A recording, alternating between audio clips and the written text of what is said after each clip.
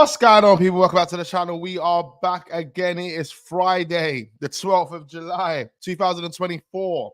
And it does look like Arsenal are starting to get active. I'm seeing some stuff in the media suggesting that Arsenal are on things right now. So we're going to be diving into that. Make sure you hit the like button. All of that. I've only been up for about half an hour, 45 minutes to be quite fair. Literally having late nights, like 5 o'clock, 6 o'clock sleeps and that. So yeah, it's crazy. Big up all the real ones in the building though. We ain't forgetting you guys. Every day we are here 11:30. It's a bit later than 11:30 at the moment. I do apologize for running late. But yeah, 11:30 every day we're going live, talking Arsenal, talking football. So make sure you get yourself involved, hit that like button, subscribe, all of that. We've got some interesting topics. Arsenal prepare a bid for Mikel Moreno. According to reports, Mikel Arteta has been on the phone to Mikel Moreno, ironing out details, letting him know what his role is going to be at Arsenal, X, Y, and Z. How he's going to, adapt, embed this guy into the team. And integrate him into the team. That's kind of what the conversations have been about, interestingly. So it does look like Arsenal are moving forward for a centre midfielder, Mikel Moreno. I said, listen, Mikel Moreno reminds me of Rodri in terms of like what he does with a ball and how he kind of dictates play. And that's what I think Mikel Arteta is looking for. He wants one of those type of sixes that can clean up, that's tall, that's physical, that has that type of presence in the central areas, but can pick out passes. You give him the ball, on dead ball situations, the guy is going to make something happen, break the lines, similar to what Thomas Partey does with the ball as well. But Mikel Moreno can offer you that. And that's the thinking behind this. We want to get that type of profile alongside Declan Rice. Mikel Moreno clearly has experience as well. And he's done extremely well in the Euros for Spain. We're going to be seeing them on Sunday. England v Spain, Euro final. Is it coming home? Comment down below, let me know. We've got a lot to talk about. Don't go anywhere. Arsenal settings. Big up every single one of you. We've got Andrew in the building. We've got Darth Vader, my brother, in the building, yeah? He says, hold the stream for ransom, cuz.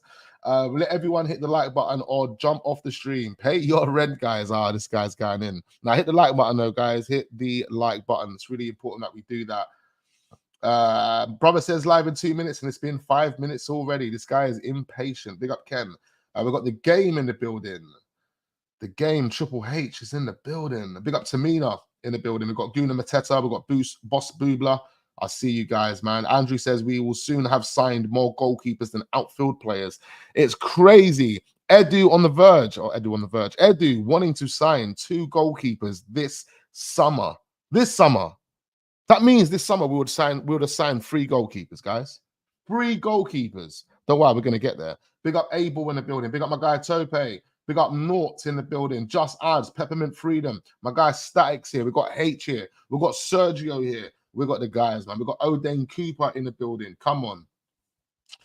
I don't know where Edu is, man. I don't know where Edu is. Is he alive? Is he dead? We're going to find out over the next coming days because Arsenal are being linked with a few different players and we'll be able to tell if Edu is really up for it.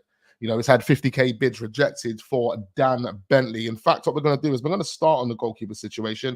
Big up Mr. Rickson. Big up Zeeks. Big up all the regulars, man. I appreciate you guys religiously coming to the channel, man. We appreciate every single one of you, blood. So, where are we? Oh, you know what? I haven't even got the wrong thing on again. Recording last night. Woke up late. Didn't know. I'll change it now. Don't worry, man. Yeah, so Dan Bentley, we're going to start with this guy right now, ladies and gentlemen, because according to reports, this is a player that Arsenal wants. But not only do Arsenal want this player, Arsenal also want to sign Joan Garcia. Okay, so Joan Garcia and Dan Bentley.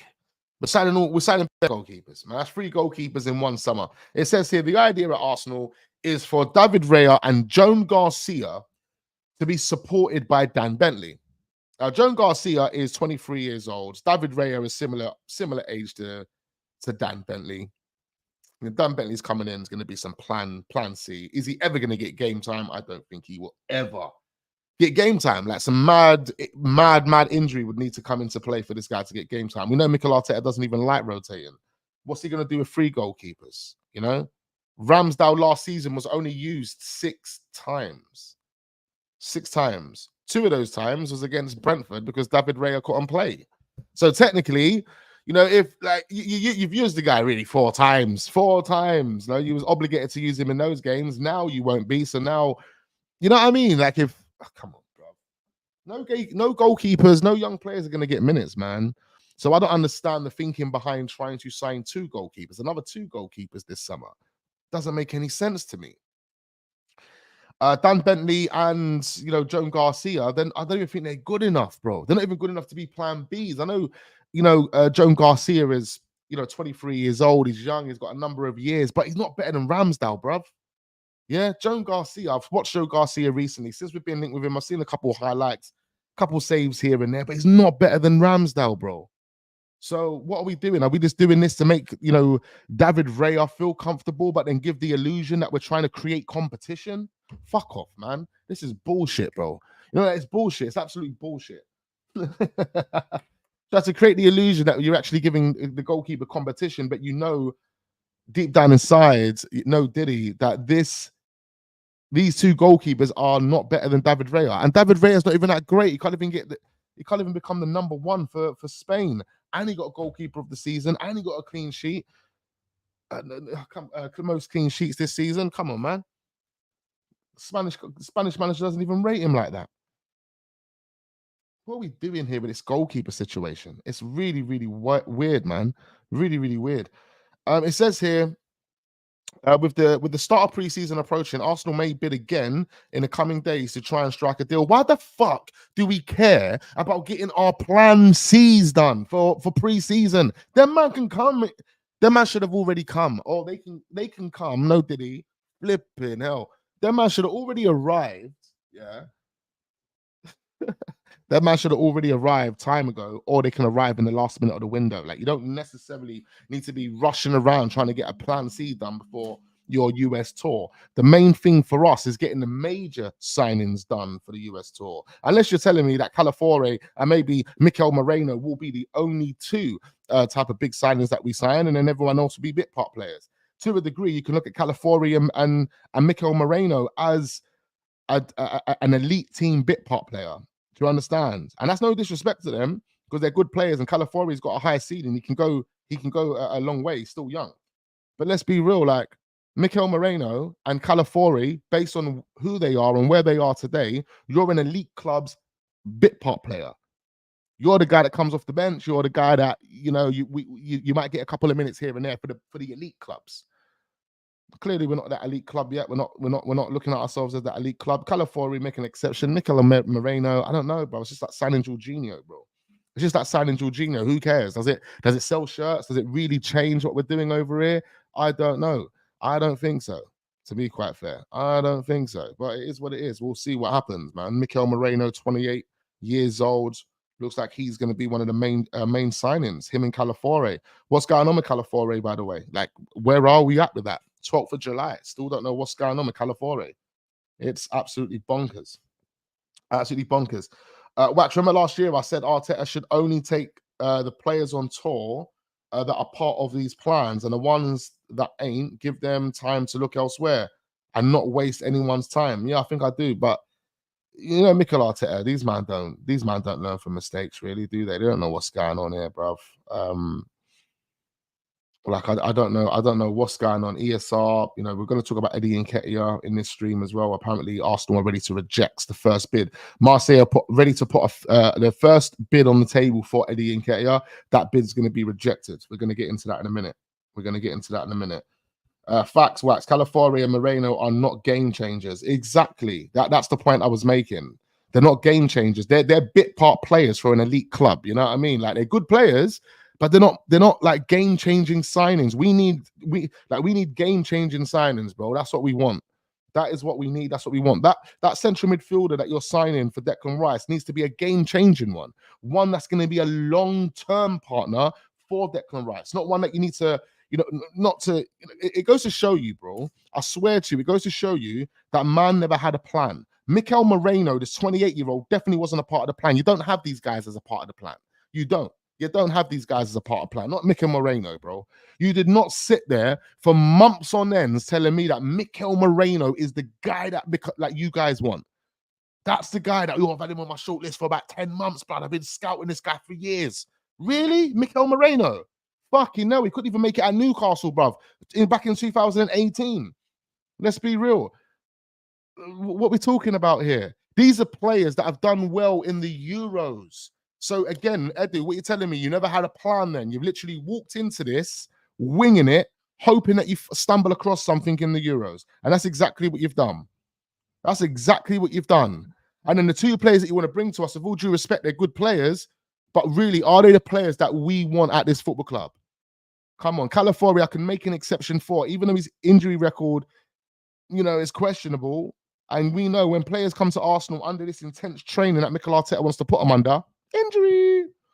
Players love to get injured under Mikel Arteta. So what's going to happen with Calafiori? We don't even know yet. Touch wood, we don't even jinx that shit. But you understand, like, what we doing here? What we doing here? Right now, what one thing I was saying months ago is that what Arsenal need to do is make statement signing. They need to put fear into the league, blood. What we've just done over the past 2 seasons puts fear into the league, right? But now we need to take it. We need to take it up a notch. We need to let these teams know we're not playing about. You go and sign Calafiori, you go and sell Mikel Moreno. Do you think any of these teams in the Premier League are going to care about that? They cared more about Aston Villa signing Moussa Diaby than they care about those 2 dons coming to Arsenal. Do you know them way there? Like, come on, let's be real. Let's be real. It doesn't make any sense. What we needed to do, like I said a few months ago, is we need to make statement signings. Go out there and get Victor Osimhen. If that's the guy, go and get it. You need to get the best player at that time. You can't just, we're going to go and get a No, go and get the best player. That's how you need to act now. You see all that bit part play. You see Mikel Moreno, you got to get Mikel Moreno the times when you went and got Odegaard. When you sign Odegaard and we were building something, you got to get Mikel Moreno then to kind of give those players a bit of experience. You've got that leader, you put him in there, so on and so forth. But now the project's been built. The project's at its final hurdle, and you're telling me you want to add Mikel Moreno to it because you believe he's good enough to take us over the line. What's he done with Real Sociedad over the past couple of years? What's he done with Real Sociedad over the past couple of years? And this is not even me trying to dig out Mikel Moreno, because I do actually like Mikel Moreno. I do actually like him. But, no, did he? But I'm thinking, hold on, you're telling me Mikel Moreno, out of all of the gems and all of the quality centre midfielders that's available in the market, in a position that we find ourselves in need of a long-term replacement. Long-term, not short-term. We want a long-term. We've got short terms. We've got Jorginho. We've got Thomas Partey. What do we need Mikel Moreno for? Do you understand, bro? We need a long-term partner for Declan Rice, so they can become Saliba and Gabriel in the middle of the park. That's what we need. You ain't getting that with Mikel Moreno. He's going to be done at Arsenal in 2 years. He'll be done. You never know. He might even come crying that he wants to go back to Real Sociedad because he's homesick. Do you know what I mean? Like, what's the point? What's the point? Let me look at Real Sociedad just to see what they've achieved. I don't know. I don't follow Real Sociedad like that. But let me just see their league finishes. I mean, that kind of gives me a rough idea on what they've been achieving, yeah? Or what they've been achieving, how they've been performing, sorry. They finished 6th last season. They finished 6th. Athletic Club finished in front of them. Girona finished in front of them. Obviously, we know who finished in front of them. Atletico Madrid, Barcelona, Real Madrid. Obviously, it's a tough league. It is a challenging league when you look at it. Real Betis, Villarreal, Valencia. They've actually got a top 9 or even a top 10 when the other teams sort themselves out, like Sevilla. They're a team that should be up in that kind of top 10 conversation. Even Getafe to a point could be in that top 10 conversation because they've had some good players over the years, but their record of last season, disgusting. Finished 12th for their last 5 games, lost them all. It's interesting, man. It's interesting. Like, do we necessarily need Mikel Moreno? Look, we're going to get to Mikel. Do we actually need Dan Bentley?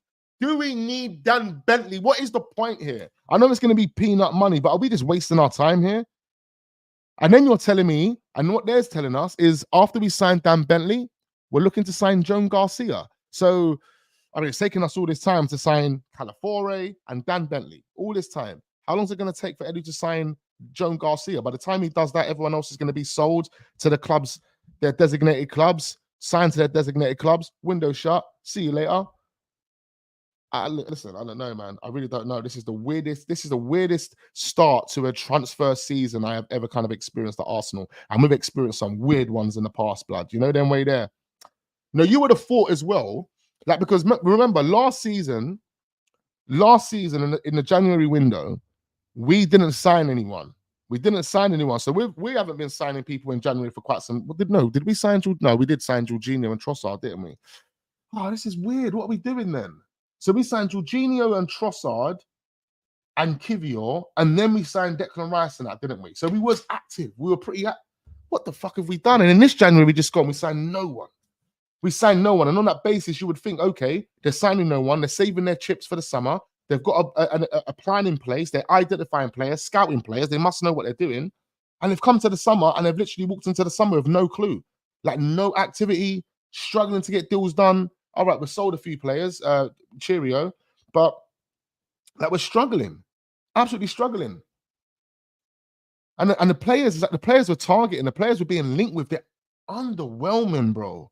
Like, at least last season, we were being linked with some top-notch players. You know, we're looking at all of the targets that we were linked with last season, and we saw them as game-changing players, you know, squad-changing players.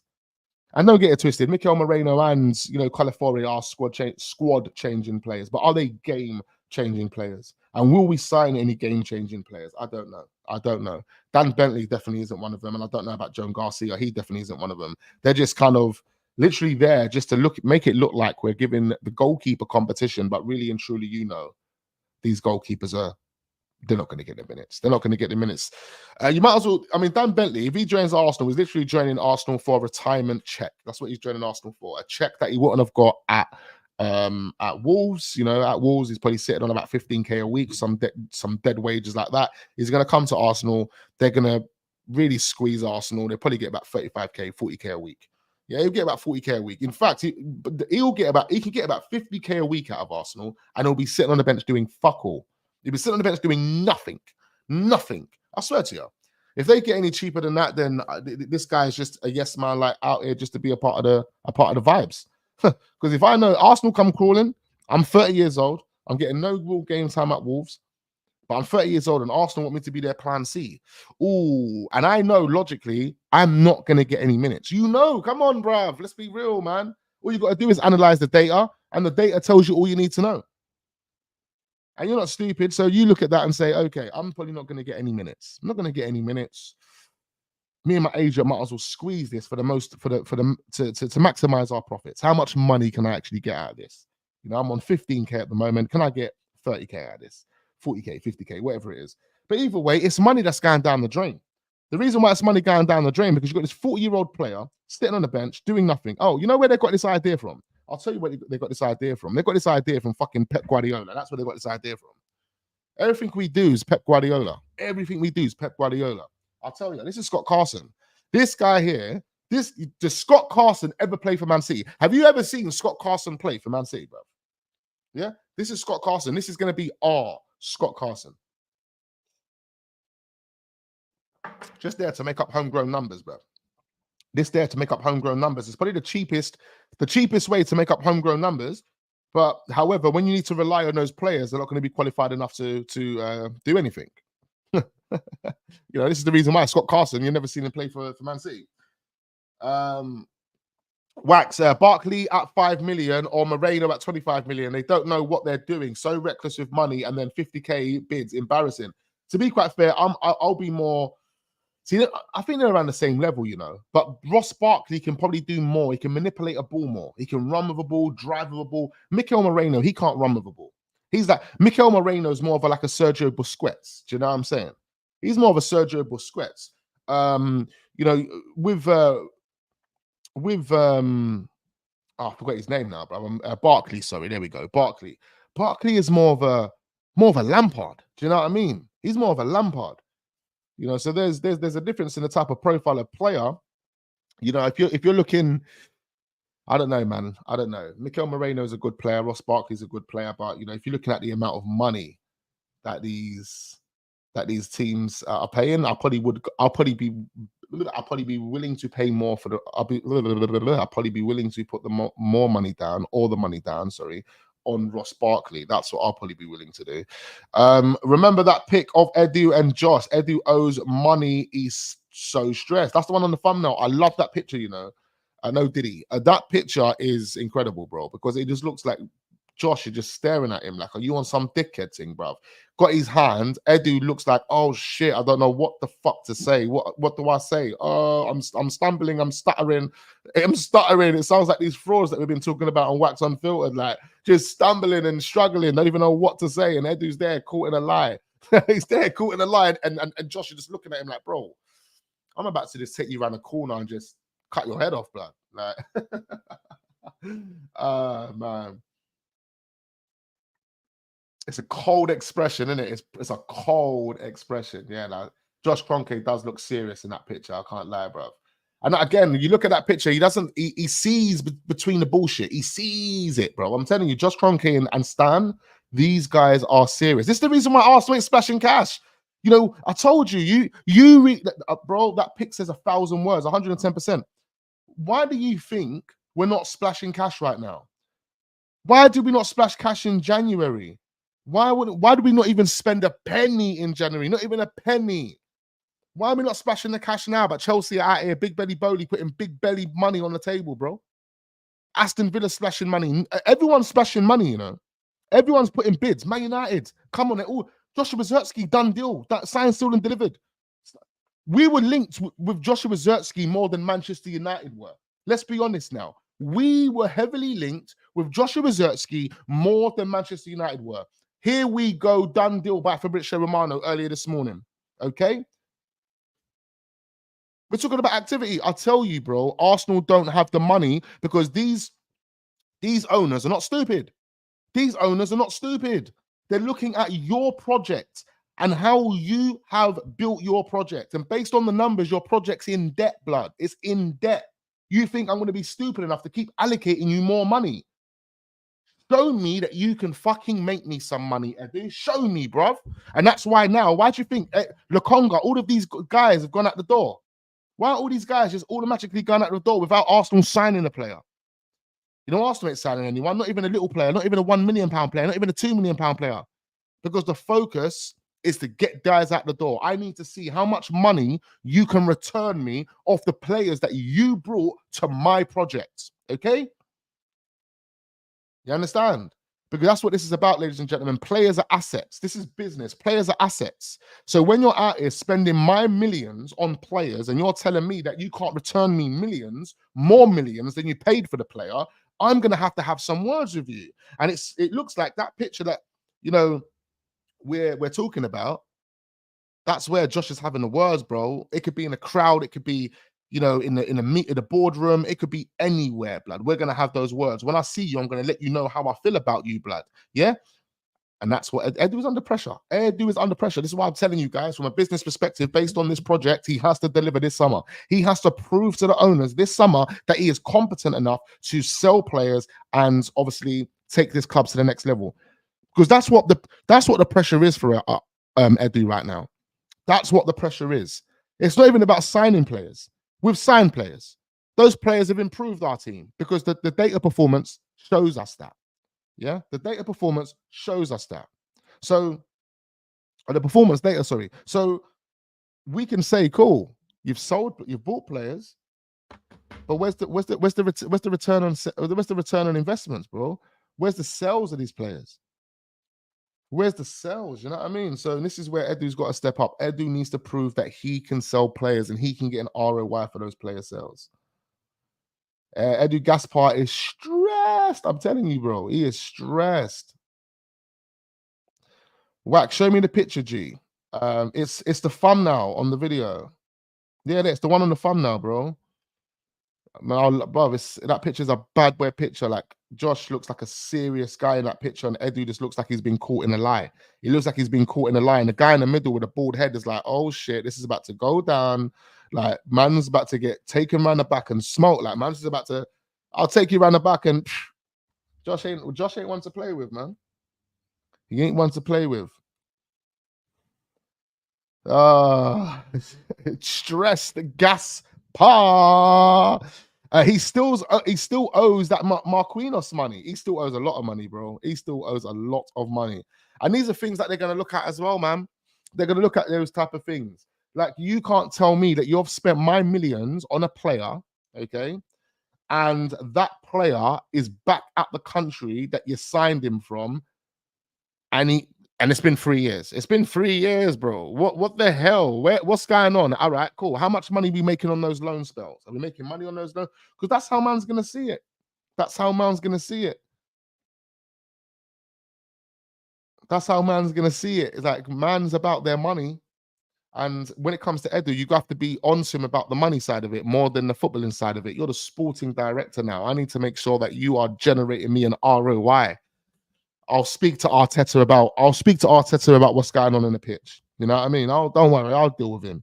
I'll provide him with support as the owner if he needs any type of support. But if you think about it, with what Arteta is doing, he's adding value. With what Edu is doing, he's adding no value. And that's how the owners are looking at it. That's 100% how they're looking at it. Big up my guy, Southern Goon in the building. Morning to you, brother. Says, time's up for Edu. It's a put up or shut up in the next few weeks. All those barbecues ain't amounting to a hill of beans. Exactly, blood. And that's it. That is it. He needs to step up and prove that he is that guy. He is that guy. Signing Mikel Moreno doesn't do it for me, blood. You know, Calafore, I can make an exception for that. I do like the look of Calafore, but an 82-year-old, you know, a 28-year-old Mikel Moreno, who's barely experienced, you know, top flight football. And when I say top flight, elite football, you ain't really been swinging with the elites, blood. You've been Europa League. You've been Europa League, bro. You're a Europa League player. We need Champions League proven seasoned players, blood. Arteta ain't added no value to anyone. No, but he has added value in terms of where we were to where we are now. So he has added value. Do you know what I mean? He's improved players. Players have improved. Data's improved. If you look at the data that we, like, as an example, we scored 61 goals in the league in Aubameyang's last season. Only 61 goals. But last season, how many goals did we score? The season before that, how many goals did we score? We scored 88 goals. So that's a significant improvement on the season before that. We're just looking at the goal data. Just goal data. Forget what we know. This is about winning things. We're not going to go down that route. We're talking about data. We're talking about how you add value and how you you know, how you judge it, how you make those determinations. It's 61 goals one season, the following season 88 goals. There you go. That's adding value. You've improved, you've increased the value of what you've done there, isn't it? Because the value was 61, now we're doing 88. So we've improved the value. Do you understand? So Arteta is adding value. Edu adds no value, bro. The debts, the project's in debt because he's not selling anyone. If Arteta, I mean, if Edu would have been selling players, and we would have made, I don't know, 500 million on player sales since 2019, that would balance this project out, because this project has probably spent about 1.2, 1.3 billion, and we're including wages. It could even be more than that, but we're including wages because that's how the project, that's how you focus, that's what you have to look at. You have to look at those metrics. What am I talking about? What am I talking about? You have to look at all of those things anyway, guys. The contracts, the bonuses, even the trips to Dubai, like everything that encompasses this project, every single bit of finance that has put into this project has to be accounted for, basically. Don't even know what I'm saying there. I'm trying, my brain's working. I told you I've only been up for about an hour. Been flipping up editing till like 6 in the mornings, bro. It's crazy. And we've got more content coming for Wax Unfiltered, ladies and gentlemen, as well. New content dropping today. We're going to be dropping every day, bro. So make sure you're over there. Wax Unfiltered, all of that. Swapping wives. I mean, these guys are on a crazy thing, you know. These guys are doing up 50 Shades of Grey. They're doing up Eyes Wide Shut. They do. I mean, Odegaard's already kind of. Odegaard already told you, man, what it was. You know what I mean? He already told you, man, what it was. If your man didn't get it, then your man didn't get it. But, you know, it is what it is. Anyway, man, we're sitting here looking at Dan Bentley. People are thinking, what's going on with this Dan Bentley guy, bro? Get him off my screen. Get him off my screen. He ain't good enough for this football club, I tell you. Make sure we are hitting up the likes, ladies and gentlemen. I need the like button absolutely violated right now. punch it in the face. You know, look at that like button and say, that's Edu. And this, you know what I mean? Edu, sorry, mate. If you hear that, Edu, we have nothing against you, bruv. In fact, we know Diddy, we love you, Edu. We want to give you flowers, Edu. Okay? But you need to deliver, bro. You need to deliver. If you can't deliver, Edu, then sorry, mate. We're parting ways, yeah? We're parting ways. That's it. Just like you know, you might as well say, and let's not even say that. Let's not even say that. Anyway, look, we're looking at another goalkeeper. I've just seen this. Look at this, guys. Look at this. How many goalkeepers do Arsenal want to sign? How many goalkeepers do we want to sign? Look at this. It says Arsenal have made an offer worth 400k plus bonuses for Ajax 18-year-old goalkeeper Tommy Setford. Okay. Both clubs will continue negotiations in the coming days. What the hell? How many goalkeepers do we need? How many goalkeepers do we want to sign? We're signing another goalie, ladies and gentlemen. We just kind of established that Arsenal want to sign Joan Garcia and Dan Bentley as the plan C, and now they want to sign this Ajax goalkeeper and obviously put him in the academy. But we're just signing bare goalkeepers. We've clearly had conversations recently about goalkeepers. Clearly, it's good to see that Sambi Lokonga has left. He's gone to join Seville, but the only problem is it's only an option. Only an option to buy, ladies and gentlemen, which means that we could see Sambi Lokonga returning next season. Next season.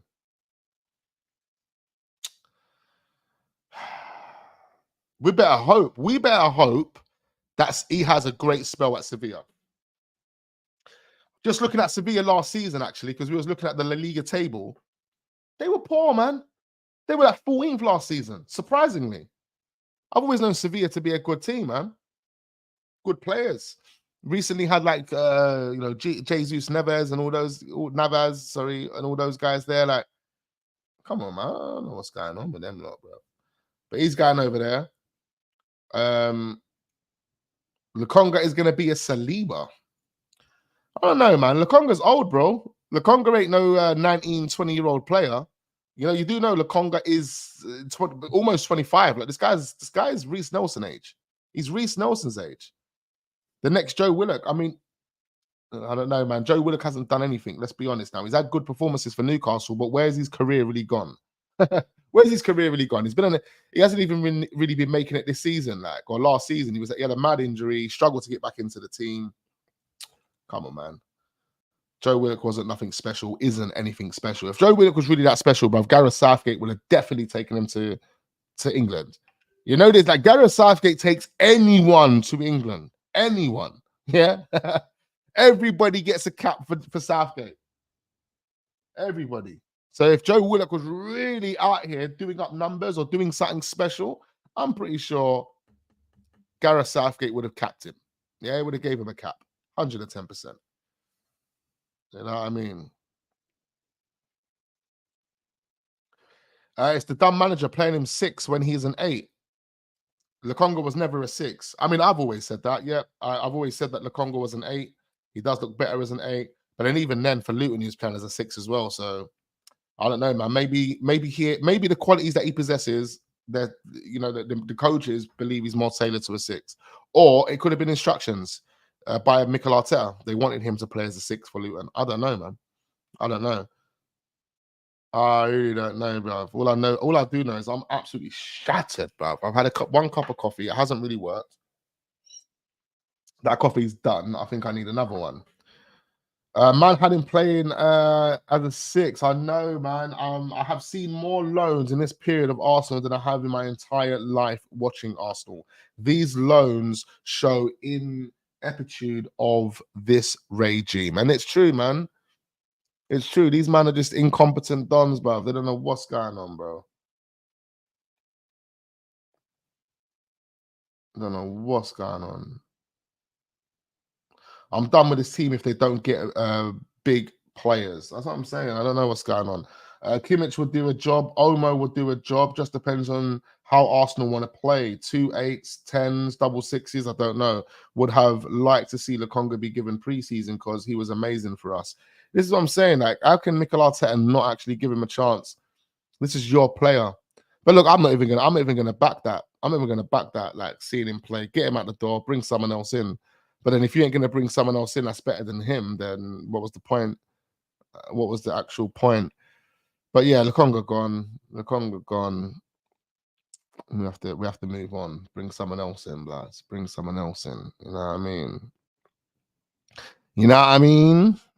I've got Man City ready to offload Cancelo for 20 million euros. That'll probably whoever buys in that'll probably be better than every signing that Arsenal make this season. PSG have offered 70 million euros for João Neves. Manchester United have also offered 60 million euros for João Neves. Look at this. Team's active. What are Arsenal doing? Arsenal are offering 50Ks for Plan C goalkeepers. And then the next step is to get Joan Garcia, another goalkeeper. Yeah, we're fucking fickle, bruv. I swear to you. Anyway, this will be the last season I'll be with this. If Arteta, if we don't get a Premier League this season, now this is it now. This is it now. This is it. This is it, guys. And I'm gonna say it live and direct right now. If Mikel Arteta can't deliver a Premier League this season, and they don't sack him, I'm stepping away from Arsenal Football Club, bro. You know, I'll still support Arsenal and it will be my team, but I tell you now, I will not be religiously here talking about Arsenal. I will not, bruv. I'll fully just back off and step away. I will fully just back off and step away. I won't put a pound in. I won't put a penny in, bruv. You know what I mean? I probably won't even watch the games. I'll rather just go on Google and see what Google tells me after the result. If I see a poor result, see you later, bye. You know what I mean? If I see a good result, yay, see you later, bye. Just for the moment, gone. Because I'll need my club to show me ambition. I need my club to show me that after all the blood, sweat, and tears that we've put in, after everything that we've gone through as a fan base over the past 20 years, you are going to make the most ruthless decisions and do everything you can in your power to ensure that these expectations are achieved within a designated time frame. If you're telling me I've got to wait till 2027 and this manager's going to stay until then, I'm telling you now, I'm backing out and I'm gonna sit on the sidelines. I'll probably just go and support Barcelona, or I'll go and support whoever Xavi Simons joins. If Xavi Simons joins someone else, I'll go and support them. Probably be someone in Germany. So you probably might see me at Bayern Munich next season with a Harry Kane t-shirt on. I don't know, bro. Like, literally, you don't know. I swear to you. I swear, bro. That is where I'm at with this project, because I don't know what else I can do. Like, I don't know what else I can actually do. Like, I need to keep these guys accountable, and that's my aim. And I want to hold the standards high, and I want the expectations to be achieved, and I want everyone to be on the same page. That is literally my aim. I feel like, and I've been fair enough to give this project the amount of time that we've given this project. You can't tell me now that if the manager doesn't deliver a Premier League this season and gets an extension on his contract on the back of that, I got to continue. No. I don't know what else I can do at that point. I have to step back. I have to step back. You know, them way there. It doesn't make any sense. Like, it fully doesn't. I have to step back, because what more can I do? I'm going to still sit here and have to be a fucking fake Don, knowing that like, no, I can't do it. I can't do it, bro. I made an exception for this season because now there's no more excuses. Every single Arsenal fan needs to be on the same page. Every single one of us. The Premier League this season, Mikel Arteta, the Premier League, bro, we're Arsenal fam. You didn't take over Everton. You did not take over Everton, whereby these exceptions by fans are made. You know, if you would have taken over Everton when you did Arsenal, and you would have put Everton in like a European conversation by now, which would have been fantastic for their football club, and you had them there, then that's good stuff for them. You know, their fans wouldn't be able to demand the Premier League title. They wouldn't be able. You can't go from being, you know, bottom of the table, swinging relegation, just about avoiding relegation, to then after a 5-year period of your manager being in the European conversation. So now you're doing Conference League, now you're doing Europa League. But at that point, you know, that's progress for you. You kind of build on that. Then it will probably be another 4 or 5 years to then start looking at, maybe we go for the league now. But that's an Everton process, bro. We're not Everton, bro. We've never been Everton. We've always been one of the main clubs in this thing. And even when we was going through our 20-year period of not winning the league, and having mediocre players, we still was in the conversation in terms of top four. So, logically, if you go, I know for us as football fans, right? I know as football fans, we know what it is. We understand what football is. So we know like top four is top four, top six is top six, bottom three is bottom three, mid-table is mid-table, winner is winner. Like that's what we know. But if you go to someone and say to someone, all right, you don't really know about football, but you know about data. You look at data. You're someone that is really good. You're a data analyst. You don't know nothing about football, but you're good with data. And you say to that person, here's Arsenal's data for the past 20 years. Forget about what you achieved within that 20 years. We know what we achieved. We had FA Cups, Community Shields, but no Premier Leagues. Cool, I get it. But you go to a data analyst and you say to that data analyst, look at these 20 years of data at Arsenal. And you give your projection on when they should be achieving these type of numbers. Do you reckon based on that data, it's going to be a 10-year process? It's going to be a 15-year process? I mean, for someone like Everton, yeah. For someone like Everton, yes, 10-year process. It has to be about a 10-year process. If Everton want to start challenging for the league from where they are at now, you're looking at a 5 to 10-year process, maybe 5 to 7-year process. That would be the plan for Everton based on where they're at today as a football club. But have we ever been in Everton's position? We have never, ever been in Everton's position. We've never been scrimping and scraping at the bottom of the league. We are two of the only clubs that have never been relegated, but we've never been in their position. We have always been in a position where we're actually still challenging. So the point I wanted to make with the data thing, actually, because I went off there and I totally forgot what point I was trying to make. If you actually gave that data to a data analyst, the 20 years of Arsenal under Arsene Wenger up until he left, they would look at that and say, you're probably like the third or fourth best team in the league and fourth favorite for winning the league, So they would probably put you down as like one of the fourth favorites out of the whole 20 teams based on the data that we've produced with a shit average team in Arsene Wenger. The data analyst would still tell us that you're probably fourth or fifth favorite to win the league. So if we're fourth or fifth favorite to win the league at the end of Arsene Wenger's reign, how can you tell me 7 years later we still haven't fucking won the league and you're happy to give this guy more time? It doesn't make sense, okay? So, sorry, I know that was a little incoherent, but I had to get myself back on track there. I'm pretty sure we're up to speed, right? This fucking manager has got one more season. One more, bro. Nothing more, bro. Nothing more. One more season, Arteta. You need to deliver. We ain't no Everton. You don't have all the time in the world. You don't have a 7-10-year project. That's not what this is. Yeah, I'll give you the 3 years because Arsenal was a shit show when you took over. I give you the 3 years. But that's all Arsenal needed was about 3 years. That's all we needed. We're Arsenal, bruv. We're not fucking Everton. I've just given you the examples as to why. Yes, we needed to revamp the team. Yes, we needed to rebuild the team, but that doesn't take you longer than 3 years, bro. Yeah? I fucking get a League 2 team into the Champions League on Football Manager in 5 years. I don't know that's a fucking game, but I don't give a shit. The difference is that this is Arsenal, bro. This is Arsenal. This is blood, sweat, and tears. 20 years of still being one of the teams in the conversation, whether we won the league or not. So therefore, it shouldn't have to take you another 7 years to win the league. It makes no sense. That's coming up to 50% of the time that Arsene Wenger was here. That's what it would be. If you think about it, Arteta's been here for 5 years. Arteta has been here for 5 years. He came in 2019. This is his 5th full season. 5th full season he's going into.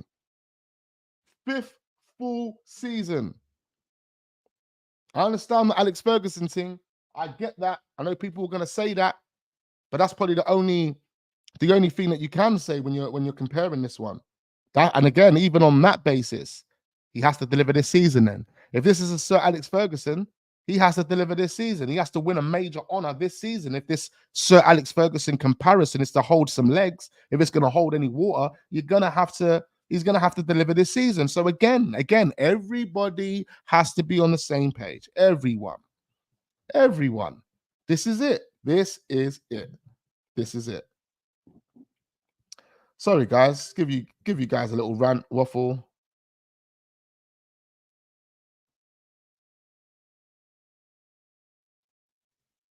Told me you're going to talk about Raw Waters saluters. Did you think I forgot? I see it, man. Look, Raw Waters gone salute and big him up.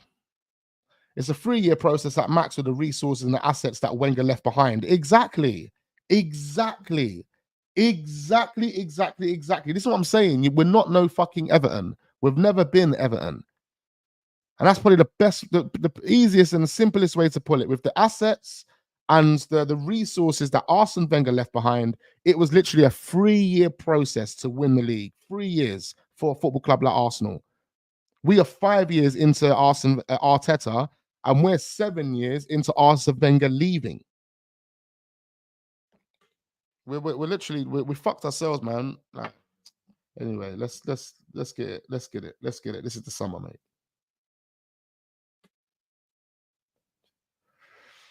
Wax didn't used to be Arteta out with Lee Gunner. What the fuck are you talking about, bruv?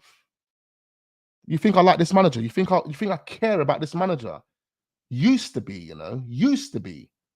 This guy's a crazy don. You really think I care about this manager? I don't think you guys have been understanding, or the new guys don't understand. I've always wanted the manager gone after I had my reasons for doing so. I never had an agenda for the manager in the get-go. Okay. All right. I never said, oh, I don't want this manager. No, you know what? Big up Lee Gunner. Because thinking about it, Lee Gunner had a reason as to why he didn't want the manager. He didn't like the manager as a player because of whatever spat he had with that manager, right? The manager tried to give him some dirty, arrogant attitude. So, if you're giving me the attitude as a player when I'm asking you for a photo, I'm never going to rate you. So you know what? Lee Gunner, stand on it. He didn't want Arteta from the get-go. So he can have whatever he wants. There's various other people out here, though, that have some wild agenda for the manager. Me, I've never really had that wild agenda for the manager. If anything, I've always wanted whoever to be the manager, whoever the manager is, to be successful, sorry. And when Mikel Arteta first came in, I supported what was going on. But when you've done what you've done to Mesut Ozil, when you lied to us, when you were consistently lying to us, guys, the real ones will remember, the receipts are there. I was putting the receipts on the table and I was breaking it down every single time Mikel Arteta told us a lie. The guy was always lying, giving us political answers, lying through his teeth. I couldn't trust him. Why would I want to back a manager that I can't trust? Does that make any sense? So when man says, "Oh, Wax, you used to be Arteta out with Lee Gunner," bro, I do not rate this manager like that. However, I'm not a dickhead. I will give the manager credit when the manager deserves credit. Based on what the manager's done over these past 2 years, I said, you know what? Wagwan, big you up. Doesn't mean I trust him. Doesn't mean I'm going to start hanging with him and he's going to be my best friend again. He's going to be my best friend, sorry. No. That's not how it works. Now, the pressure is on. Now I want to see that you can deliver because you've shown us that, okay, you can swing Man City. Okay, you can get us second in the league. Okay. But ultimately, what I've been waiting for is for every single one of you frauds to catch up. Every single one of you frauds to catch up. This is the summer. This is the season when you all catch up. You catch up with me. You catch up with Lee Gunner. You catch up with all of the people that have been adamant that this manager hasn't got it to get us over the line. That's it, bro. So, yeah, man, I've just been fair with Arteta. I've just been fair. Other people haven't been fair. Other people have had a real agenda for the manager because they don't want the manager there. That's totally fine. But that is totally different, bro. It's totally different. We'll see what this guy can do. If this guy can't deliver, then see you later, bro. See you later. Remember, Arsenal's what remains, bro.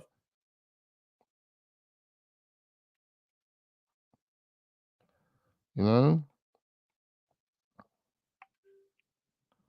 club remains. Arteta's he can go tomorrow. This is what I'm saying. Even the players, bro. I say to guys, stop Stop fascinating. Stop having a flipping. You know what I mean? Over these players, everyone's gassed on players.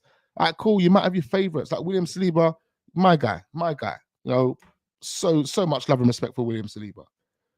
And if William Saliba was to leave, would I be upset? Oh, I probably would be. You know what I mean? But at the end of the day, man, these players, they come, they go. The managers, they come, they go.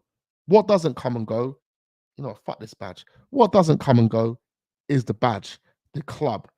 That's what remains, bro. It always remains. That's what I support. I support the football club. I support that badge. You know, I support that stadium. And whoever's playing for it, I support them at the same time, but you have to deliver. And I'm not going to allow you to pull the wool over my eyes and treat me like a dickhead. That's never going to slide. That's never going to happen. And if I feel threatened, if I feel that you've broken my trust, then I'm going to call you out on that every single fucking day. And if the football club I support and the football club I love don't back us as fans and give us what we want, then like I said earlier, I'm pulling out. And that's exactly how it's been and what it's been. You know, it's one of the reasons why you ain't see me new merch in that. I ain't running around trying to buy up new merch. Give a shit. Even last season, I didn't go and buy no new merch. I just bought a black jumper because I liked it. I was like, I was out shopping. I see the black jumper. I was like, you know what? Let me just buy that. Let me just buy it. I like the black t-shirt, sorry, with the little blue badge. I liked it. That's it. I'm not invested. I'm not invested until you deliver me a Premier League. This is what I said. I said it 2 years ago. I said, I'm not buying any Arsenal merchandise until you win me the Premier League. But, you know, obviously I contradicted myself there because I bought one t-shirt and I think I bought a hat with it. Didn't even wear the hat. Some little flipping Arsenal hat. You know what I mean? Like, I only done that because I like the colours of that kit, the black thing. That's it, bro. That's it. You know what I mean? And this would have been the last actual kit. This one here would have been the last actual kit I bought. You know what I mean? So, yeah, man, these man have got to win me a Premier League, bro. Otherwise, I'm pulling out.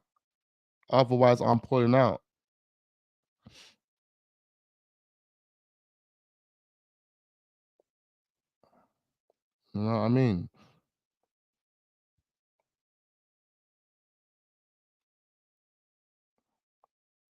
And to be quite fair, it's not even about the Kroenke selling up. I swear to you, yeah? It's not even about the Kroenke selling up, ladies and gentlemen. Seriously, it's not about the Kroenke selling up. Because I believe the Kroenkes are the right owners for this football club. I believe they're the right owners.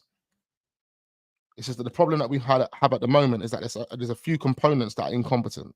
That's what it is, and we need to get rid of those components. But I think this is the summer, and this is the season where we have to make that decision. We have to. LG still slags off Wenger. You need to educate him, Wax. I mean, look, people have their feelings towards Wenger. I can't change how anyone feels about Arsene Wenger. If people don't understand what Arsene Wenger is and what he actually means to this football club and what he had to go through in order to keep this football club where it is today, I mean, I can't help you, bro. You can't go against someone. You can't go against someone that has done what Arsene Wenger has done for the club. Now, I understand there are little things that people can pick out. You know, the top four is a trophy type of thing. You know, people will pick that out of some decisions that were being made, some players that were being signed. You know, I get it. You know, I get it. And don't get it twisted. I would also call certain things out that Arsene Wenger done. You know, but ultimately, everything that he did do for this club outweigh all the pros that he offered this club. Overly, seriously outweigh those any cons. Like even when the top four is a trophy, you know, you got to think, right, this is a manager. Firstly, English is not his first language. And I think, you know, when he was trying to put a point across, he was trying to put a point across in a way where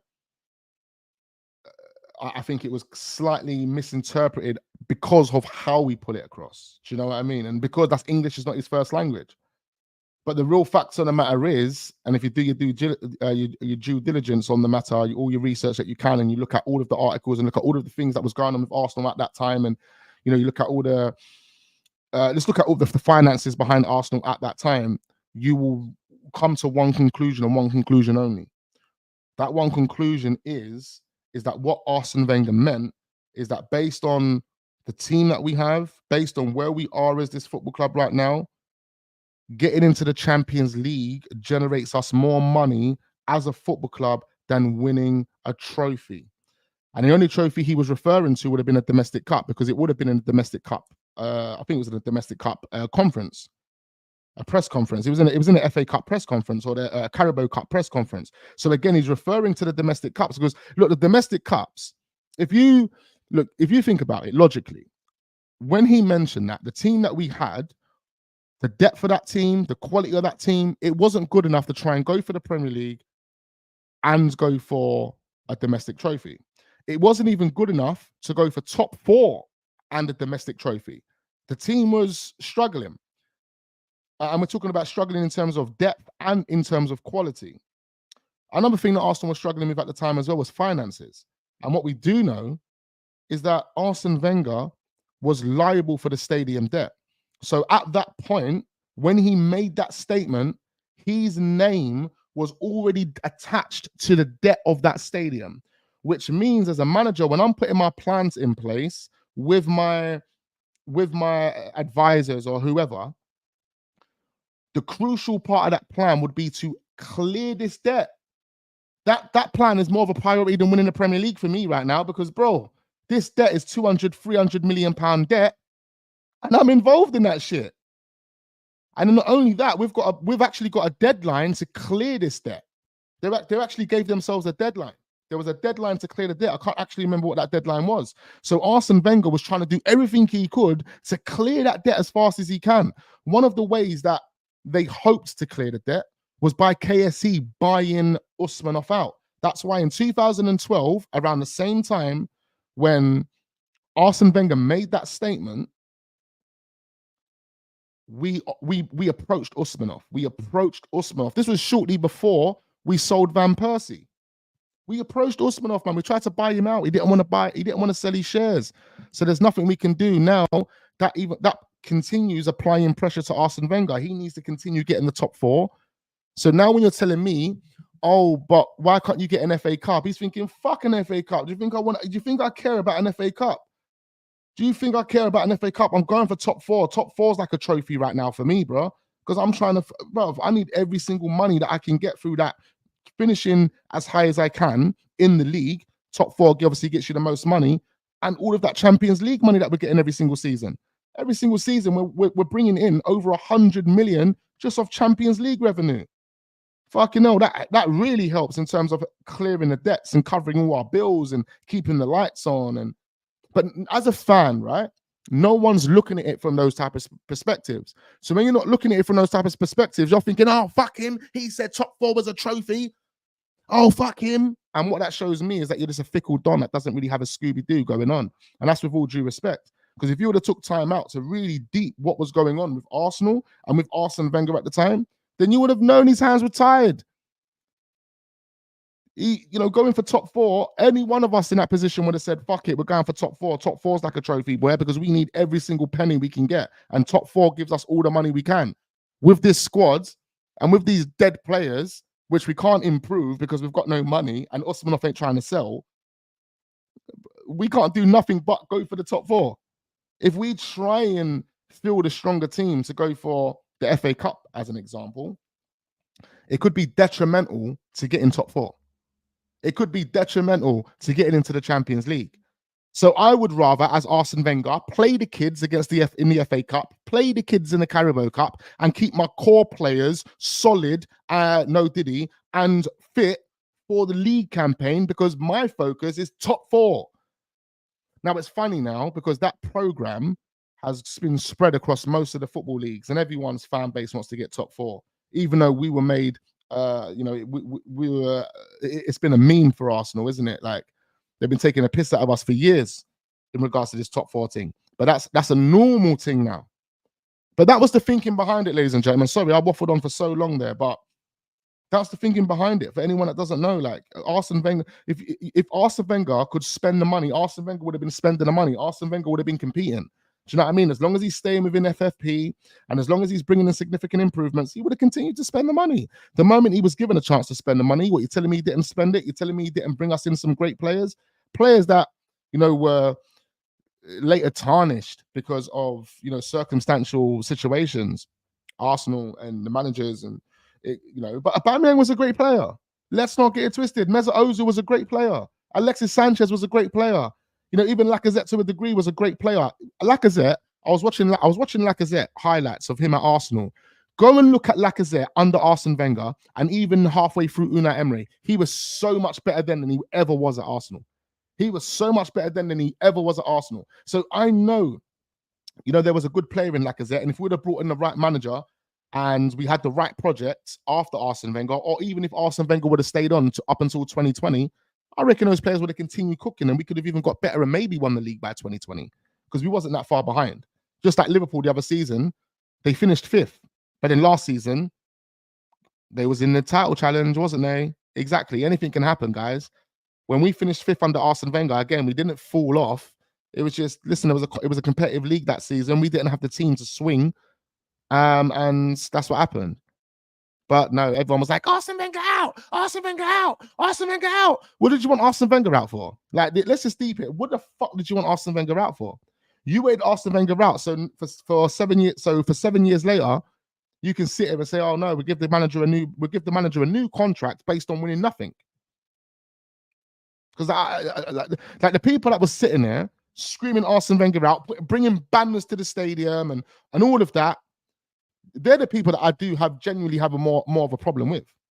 Because what did you do that for? You done that because you done that because you didn't take your time out. You didn't take the time out to look at what Arsenal were doing, understand what the process Arsenal were going through, so you can then be a bit more content instead of over delusional, over exag to push the manager out.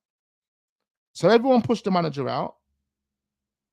And then they decided to accept a 7-year process whereby we haven't won the league since. But that was the reason why we sacked that guy, to win the league. So when you started protesting and putting banners out and you wanted the manager gone and you wanted Arsene Wenger gone, at that time, how many years did you have in mind whereby you thought a manager could win the league within that space of time? Like, how many years did you have? Was it 3 years? Did you think sacking Arsene Wenger, a manager could come in and win the league within 2 years?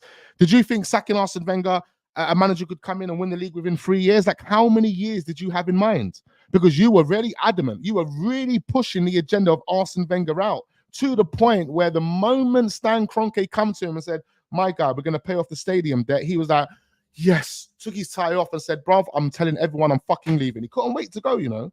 I don't think people realize Arsene Wenger could not wait to go.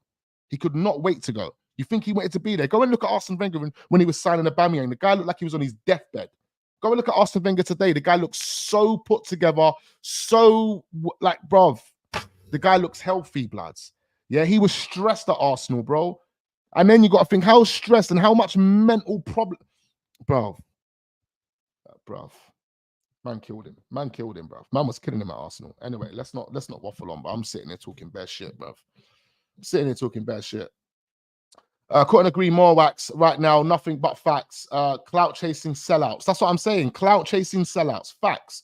They pushed Arsene Wenger out and they didn't even have an idea on when they expected to win the league by. They just said, oh, 7 years. Yeah, we're happy with that. 7 years. What, 10 years? Oh, we're happy with that. What was the point then? Why did you want Arsene Wenger out, man? All Arsene Wenger had to do was sort out the defense. The moment we sort out defense under Arsene Wenger, the football would have cooked. All we needed was a new number 6, and all we needed was a new defense. Maybe 2 new centre backs and maybe some fullbacks. That's all we needed, and maybe a goalkeeper. I'll throw in that. That is all Arsene Wenger needed to do. Our midfield wasn't bad. And our attack wasn't bad. In fact, you know, we were left with £100 million attack. 2 players that in the previous seasons before they joined Arsenal scored over 50, 60 goals combined. That's what he left us. Like, what the fuck are we doing here? You know what I mean? These people are crazy.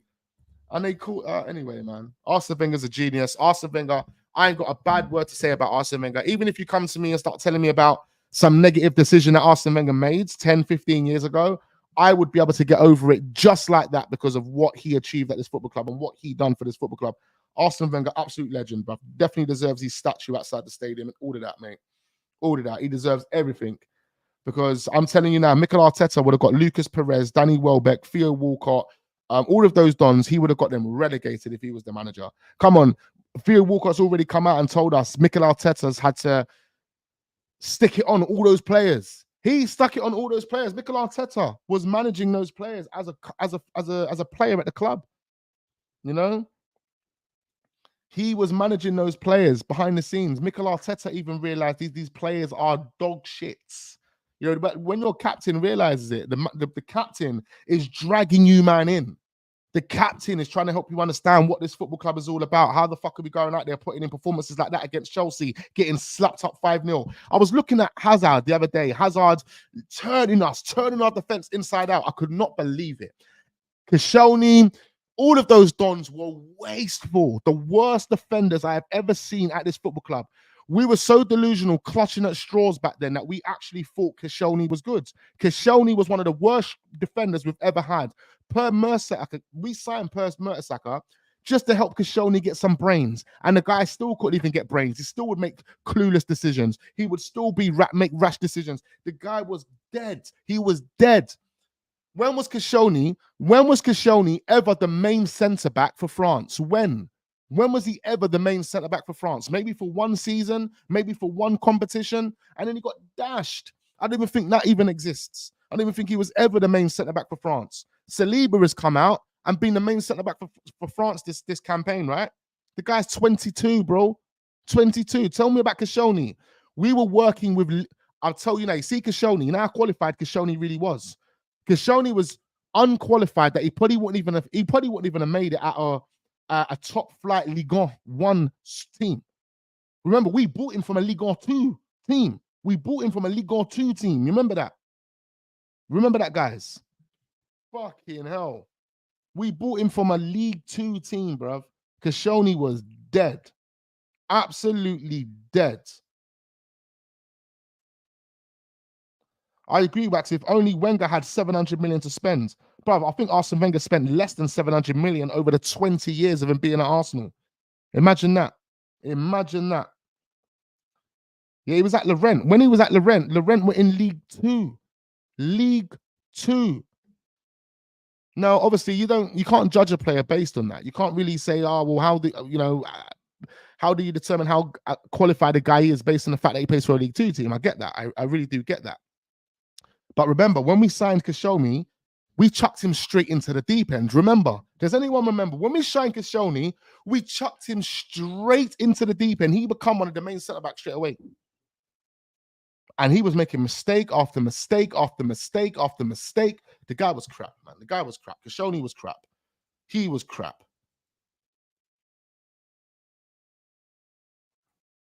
Koscielny is not dead. He won the Europa. But I'm talking about the Koscielny that we had. Look, Koscielny, when he got to about 28, 29, when he became a more mature player, he definitely was better than what he was at Arsenal Football Club. You have to remember, now he's grown with Arsene Wenger. Now he's grown with Per Mertesacker next to him. It was one of the reasons why we brought Per Mertesacker to the football club, so we can help Koscielny grow mentally, blood. You know them way there. But over the 7-8 years that Koscielny was here, he probably gave us one good season. One good season, bro. He was a dead player. And that's the reason why we didn't win the league. But we're giving that context because we're basically saying that Arsene Wenger was still doing top four with these dead players, bruv. If Arteta had those players, Arteta will have them bottom of the league, bruv. Arteta would have them, 15th, 14th, 13th. Like, he would have that team there. That team that he was playing in under Arsene Wenger, he would have them sitting 15th, 14th in the league, bruv.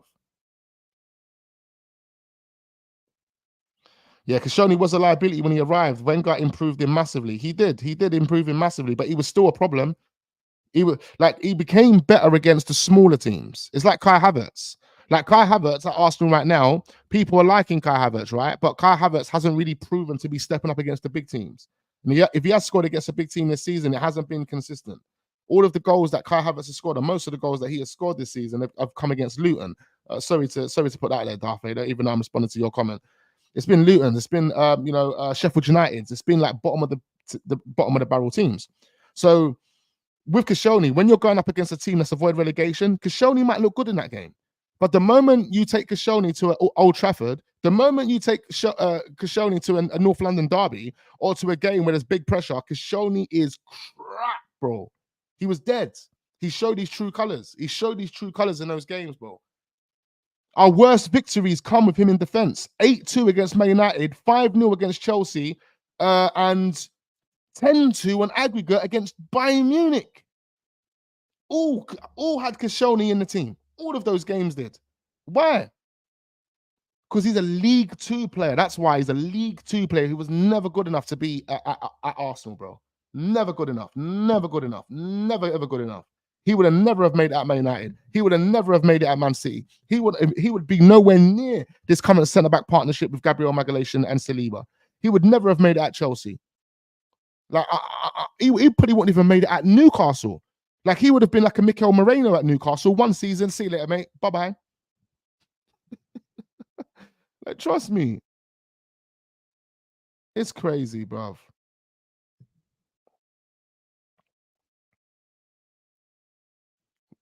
I agree. Luton championship team based on quality, but we had championship league heart. Now, you man had heart, man. You had fight, bruv. You had spirit.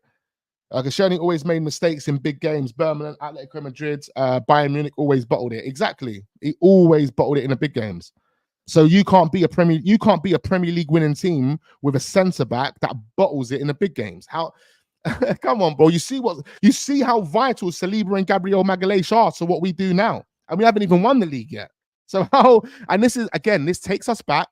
This takes us back to the fans that were calling Arsene Wenger out with banners and wanting him sacked, thinking that someone else was going to come in and do any better than him. Like, if you didn't clock then I don't know what was going on in your brain. Because right now we've got the best partnership on the planet right now as CBs, and we still can't even win the league.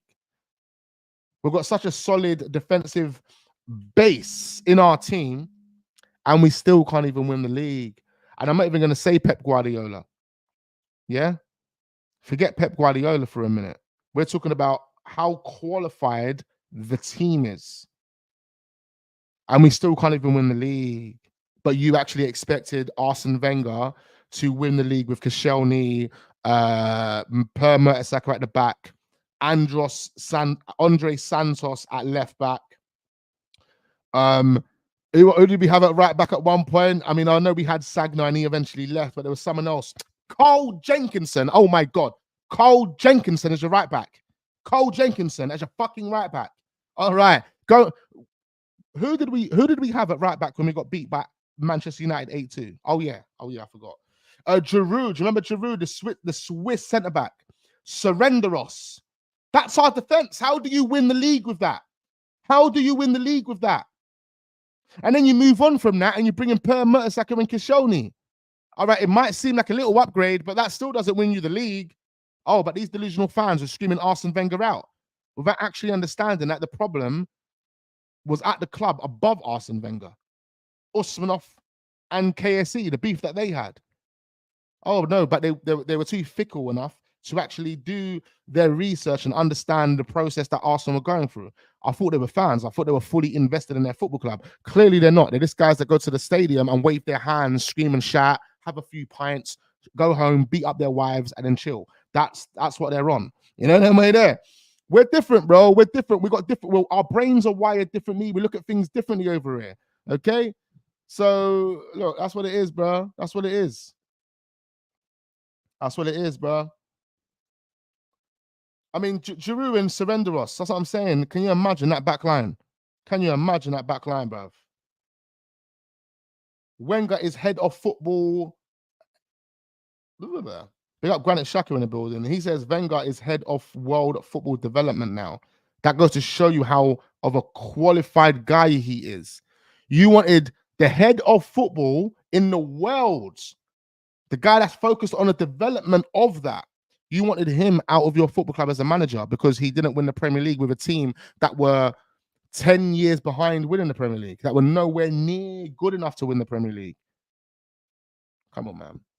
Come on, man. Debuchy, I mean, there's so many names we can mention. The players that we had to go through from 2010 up until 2018, up until we left, that 8-year period, absolutely disgraceful. Disgraceful. We can only count 5 players in that period of time that we can say, actually, I wish it would have worked with you. I wish we would have won the league with you. I wish you would have been a legend at the club. Honestly, I'll tell you who they are now. Ozil has to be. Sanchez has to be. Cazorla has to be. Aubameyang has to be. And then who else could you really say in there? I mean, that's only 4. Who else can you really say? I mean, you could probably say Jack Wilshere and Ramsey to a degree because of the longevity and the loyalty that they had to the football club. You kind of say you would want to see them, you know, go on to be icons or legends for the football club. But come on, man. That's all you can mention. Everything else that come in and around that era was all dog shit, never good enough, script scraps, bit part players, absolutely disgraceful. Didn't even want to get their name printed on your shirt. Like, it's just, you know what I mean? Shamak, like you mentioned the names, Shamak, Javinho. You really mentioned the names that Arsene Wenger had to put up with, and you have to give him credit. You have to give him a round of applause, bro. You have to give him a round of applause. You could have never been demanding for that guy to be sacked. Otherwise, you actually told yourself and you were telling the world that all those players that we just mentioned there were good enough to win the Premier League. Is that what you're telling me? Is that what you're telling me? They were good enough to win the Premier League because, bro, that means I have to question your talent ID. But then some of these other content creators, real talk, some of these other content creators that I've listened to and watched in the past, I'll tell you right now, I don't watch no one. Right now, who do I watch? I watch no one. I can't remember the last time I watched a content creator, bro. I don't watch anyone. I literally don't watch anyone, bro. I just see what's going on Twitter. AFTV always appear on my timeline. So I'll probably see their content the most on my timeline. But in terms of like any other content creator, over the past 2 to 3 months, I have not been watching anyone. Okay, no one whatsoever. And bro, I've listened to guys in the past. Their talent ID, their understanding of football, or not even of football, of players is extremely questionable. Extremely questionable. Now, I've heard some names mentioned by people. I'm like, you really want that player at your football club? You know them way there. But I don't watch anyone. I swear to you, it's been about 2-3 months since I watched anyone's content. The last video I actually watched was AFTV, one of their transfer videos a few days ago. That's it. And I don't watch anyone. I haven't watched no podcast. The last thing I probably would have watched, actually, tell a lie, would have been Highbury Squad podcast to Kevin Campbell. That would have been the last thing I actually watched. Highbury Squad podcast to Kevin Campbell. Yeah, it was a heartfelt podcast. Like it was a sick podcast. You know, it actually brought a tear to my eye. I can't even lie. But that was the last thing. That's the last thing I watched, bro. Like I don't watch anyone. I do not watch anyone, bro. I ain't got time. Does anyone come and watch me? Does anyone come and support me? Do I see any other content creators in my chat? You know what I mean? Even just having opposing opinions, or like I know a few people have reached out to me, but again, I'm not even on that, bro. I'm not even on trying to jump on channels anymore, man. Fuck all that, bro. Fuck all that. It's all long. It's all long. I'll just end up having to come and link up the man and this headbutt man and put man in the back of the van, bro. They end up like Jay Slater, bro. You know what I mean? They end up like Jay Slater, bro. So I ain't got time, all that stuff there. Unless we're talking proper football, I don't have time. A lot of these other channels, yeah, they're all about banter. And you, man, in the WhatsApp group made me like I was agreeing with what you, man, was saying in the WhatsApp group the other day. Because everyone's about banter. Everyone's about trying to make fun of you. Don't make fun of me, bro. I'll come and take your head off. Yeah, I'll take your whole jaw off, yeah? I'll take your whole fucking jaw off. You don't even want me to retaliate to you, bro, because I will literally want your address and come to your door. Yeah, I'm putting up with the van and I'm coming to your door, bro. Don't play with me. don't play with me, bruv. So I ain't got time for it. I'll stay away. I'll do my own thing. You know, I speak to whoever I speak to behind the scenes, and that's about it, bruv. Yeah. But there are some people that I do like. You know, Saeed. I probably see some of Saeed's clips online, like obviously on Twitter, because I do follow one of those no context football channels, and they're always kind of promoting. They're always kind of promoting like bare different Saeed pictures, Saeed clips. Ferguson would never speak ill of Wenger, not because of being his rival, but because he knew what he was capable of. I knew what he was capable of and what he had been backed with. Exactly. No, I get that. Exactly. That's why Sir Alex Ferguson never disrespected Wenger. Never did he disrespect Wenger. Even after he retired, he said, "Bro, Arsene Wenger had Arsene Wenger had coppers. He had coppers to play with. Man United was sitting on a gold mine. You know what I mean? Man sitting on a gold mine. Them man are dishing out gold bricks. They're putting gold bricks on the table, and Arsene Wenger's coming along like, I've got a couple copper stones. I've got copper stones, bro. So, you know, to still achieve and do what you were doing with copper stones in comparison to a guy that had gold bricks, yeah, you have to give your credit to Arsene Wenger, bruv. You know them way there. You got to give your credit to Arsene Wenger, bruv.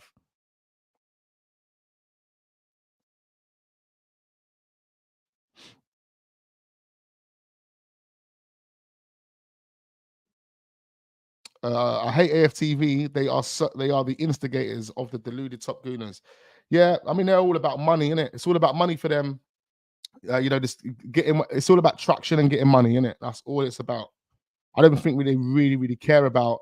You see the love that man would have had for Arsenal before, and this is the honest truth. I can just tell by the way they talk and so on and so forth. Yeah, like the love that they had for Arsenal years ago, before going into the content creation space, was totally different in comparison to the love that they have for Arsenal now. The love they have for Arsenal now is driven by money. It's driven by traction. It's driven by clout chasing. It's driven by likes, retweets, and all of that type of stuff. That's the love for Arsenal now. That's what makes man still love Arsenal now. That's what makes man still, not me. I'm not talking about me. I'm talking about, you know what I mean? Like the people, them. They love Arsenal based on the fact that they get an ROI from Arsenal now. They can wake up, press one button, and ROI, financial ROI, comes through the door. So the love they have for Arsenal now is totally different to the love they had for Arsenal before they entered into the space, because it was genuine love before. And I'm not saying it's not genuine love, but I mean, like, you know what I mean? You wasn't waking up to make a buck off the back of your football club. That's not what you were doing. You wasn't waking up to make money off the back of your football club. You were waking up to actually give your money to the football club and support that football club the best way you can. Every single game, travel, X, Y, and Z, you know? But the love's changed now. The love for the football club has changed because they know all I got to do is press a button, and that button generates me a financial ROI. And the financial ROI that these men are getting, yeah, especially the bigger guys, yeah. I know. I speak to big people in this content creation world. I know names. I know the people. Them. I've been doing this thing for 4 or 5 years. You know, so I speak to these guys. You know, my people, my close people know all the filthy fella dons. Like all the filthy fella dons, some of them are from my local area.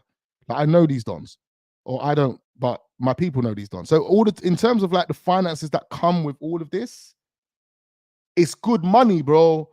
It's good money, bro. So the love for the football club is totally different now. The love for the football club is driven by money.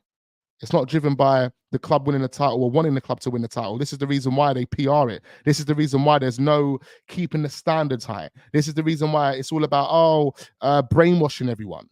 Do you know what I mean? It's all about brainwashing everyone. You know, we were sitting here recently talking about the AFTV doing a podcast on Arsenal spending £200 million war chest. You actually gassed everyone up. Why did you tell? Who told you that Arsenal have a £200 million war chest? I don't even remember the media telling us that. You know them way there. But that right there is just a way of making a quick buck off the back of your football club. And again, this goes to show you don't really care about the club. That's to brainwash a bunch of people, get them enticed into the video, when really and truly everything you're saying in that video is opinions and made up delusion, because Arsenal have no 200 million. If you would have invested your real time and energy into Arsenal instead of into how to generate money from Arsenal, you would know that Arsenal ain't got a war chest to spend this summer. So why are you making videos that Arsenal got 200 million pound war chest then? And really getting people to believe in that shit? Well, I told you, the love that you have for Arsenal is not the same love that you had for Arsenal before you become a content creator. See, me, I ain't changed, bro. I ain't changed, blood. This ain't about a buck. Someone asked me, Wax, do you make money from YouTube? Yes, I do make money from YouTube. Yes, I do. But that's not what I'm on YouTube for, my guys. That's not what I'm on YouTube for. I'm officially on YouTube because let me tell you a fun fact. One of the reasons I'm on YouTube, right, is because my younger brother encourages me. He likes my personality. He likes my personality. He encourages me to do these things. So I'm like, all right, cool, man. He likes watching the streams. He likes watching the content. But not only that, I've built a community of people that I bond with now, that I connect with on a day-to-day basis, not only through YouTube, but even off YouTube. And the guys that have religiously been here know that I still continue to do this Wax Online stuff and this Wax Online channel, not only because I love my football club and I always want to talk and share opinions on my football club. It was something that I'll be doing off camera as well. But I'm doing it because of those guys, bloods. Those guys, you guys, the guys in the community that sit there and type, the guys in the community that are sitting there and watching, whether you're listening to this while you're working on your headphones, and then you interact with the comments after, and you message me on WhatsApp or you message me on social media, or the guys that are religiously in the chat. That's what I do it for, my guy. That's what I do it for. I don't wake up in the morning and say, oh, how am I going to make a buck out of YouTube? How am I going to do it? But yes, I do make money. That's how it works. This channel doesn't really generate that much money, though, if I'm to be totally honest with you. A couple of £100 a month. It's peanuts. It's peanuts. But me, I'm a real one, bro. I'm a real one, man. I just tell it as it is. I'm not out here trying to do some fake stuff, live some delusional life. That's not me, bro. You get me? I get it. You know, there are people out there that love to do that. They like to create some sort of facade. They're trying to, you know, be something that they're not actually, that they're actually not. You know what I mean? But no, man, I'll tell you what it is, bro. I'll tell you what it is.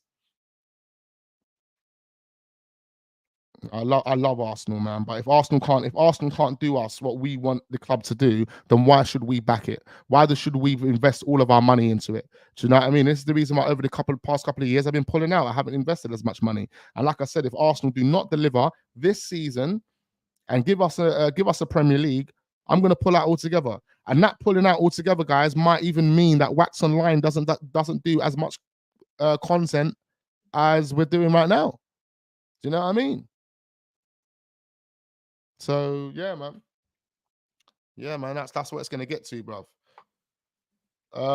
Thanks, Wax. I'll big you up, my guy. Big up Just Ads as well. Andrew says you and Curtis are the only ones talking facts. Big up. Yeah, big up my guy Curtis as well, man. What's the latest on Slater? Says Ruben. You're gonna have to go and find it out on Wax Unfiltered, mate. Go over to Wax Unfiltered. Order that. Big up Rambo in the building. Big up Baz says Wagwan Wax, real talk. Granite Shaka says most fans have been brainwashed by Arteta and Arsenal PR to be proud of and celebrate failure. AFTV not about love for our club anymore. They pure waffle for Arsenal and views and access. I mean, everyone's monetized now, isn't it? Everyone's monetized now. Like I can go live, not me personally, but you know, you put yourself in Robbie's shoes or any one of their shoes. Great content, by the way. I'm not taking anything away from the content because I do like AFTV, like in terms of the content and so on and so forth. But I don't think they are overly genuine, and that's not. And that's for views at the end of the day. It's for views. Sometimes you have to do it for views. You might have to put a clickbait title for views. So like don't let that make you feel some type of way about the individuals on there. Do you understand? But it's still a way as a business to actually generate ROI, generate financial ROI. So on that basis, you're not waking up to support your club the way you used to anymore. You're waking up to make a buck off your club, and that's the only point I was putting at. And it's not a bad thing, but it is what it is. I just, you're sitting there lying to a bunch of people. That's fine. It's not fine, but I ain't gonna buy into that. I ain't gonna buy into that, bruv. You know what I mean? But if it's gonna keep your lights on, if it's gonna keep the lights on, it's gonna pay your bills, it's gonna do the things, then boy, so be it. You know what I mean? But big them up. Wax come to Skeng. Let's meet up in the pub. Hey, bro. Don't do pubs. I do bars. I do bars. Some people might say, oh, well, pub and a bar is the same thing. No, a pub is a bit of an old school term for just going to some beer house. It's like a beer house. Like, you know what I mean? A bar is more of a gentleman's place. You know what I mean? More of a masculine vibe. Yeah, I mean, like, not even a masculine vibe. What I mean, it's more of a I think a masculine man would go to a bar rather than a pub.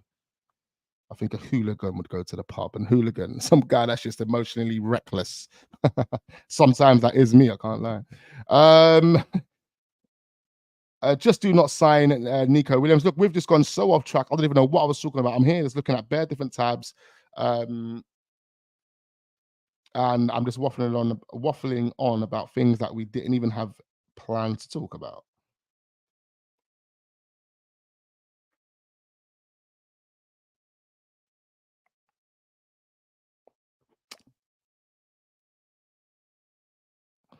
Clickbait is everywhere. Classic case. Your mate Terry, football terrorist. Yeah, no, but Terry would admit it, man. He would admit it. But you know what I like about Terry is that he's genuine. Even though he's clickbait, you have to if you understand the algorithm, then clickbaits are going to get you what you need. However, if they can get you what you need, but if you then can't deliver a real put together a presentation with logic, with points, key points, logical key points that make sense and tie in with the actual clickbait title, then you will end up losing. Terry can deliver. Terry can give you a clickbait title, but he can make it make sense. And you then walk away from that stream thinking, actually, that clickbait title wasn't even too bad, because I got a lot from it. Do you know what I mean? I got a lot of value out of it. And Terry will give you a lot of value, will give you insight, will give you a lot of knowledge on what's really going on, and give you you know what I like about Terry? He's not going to give you a delusional take. Yeah, he might contradict himself on sometimes. He might do one or two things like that, but he's not going to give you a delusional take. It's going to be logical. It's a well thought take, well thought about take. It just comes from a place of wanting people to benefit and grow from, and that's what Terry's a good guy, man. Terry's a good guy. No, he's not a bad guy, man. He always wants to help people out, man.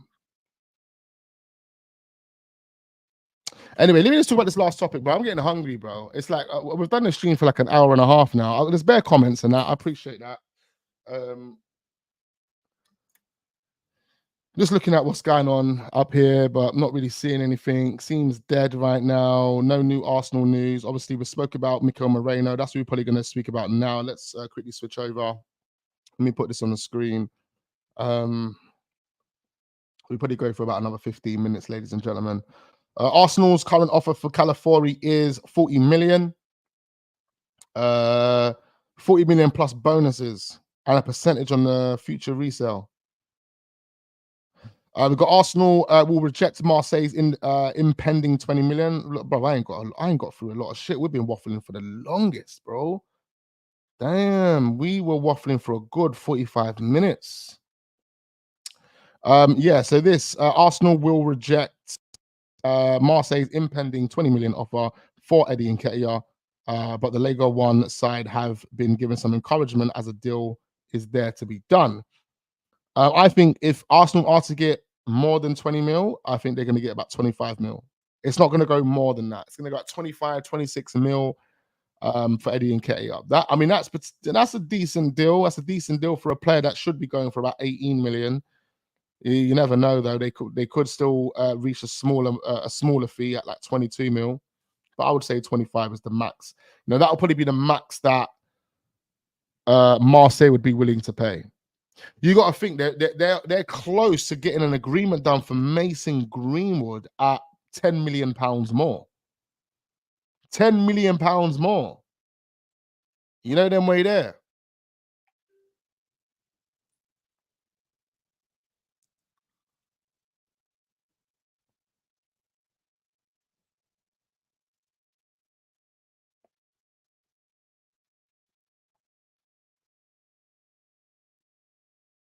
To be quite fair, listen, I ain't watched the Football Terrorist in ages. But I don't even get his notifications anymore. Like YouTube's fucked up. YouTube does give they don't do notifications like that anymore. You think YouTube are giving out notifications? They are not giving out anyone notifications, bro. I swear to you, I don't get no notifications for anyone. So I haven't seen Terry's videos for quite some time, man. At least 2-3 months. I haven't watched anyone. I tell you, I do not watch anyone.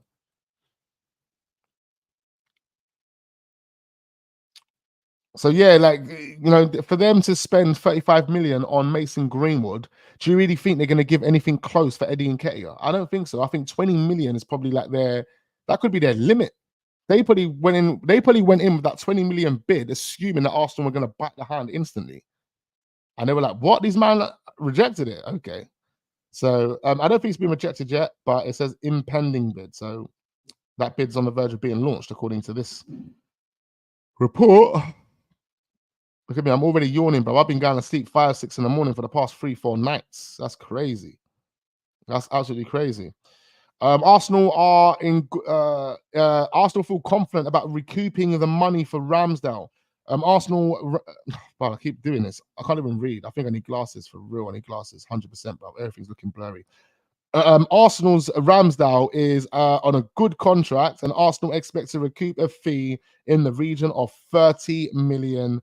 I thought they wanted 50 million the other day. 30 million they want for Ramsdale.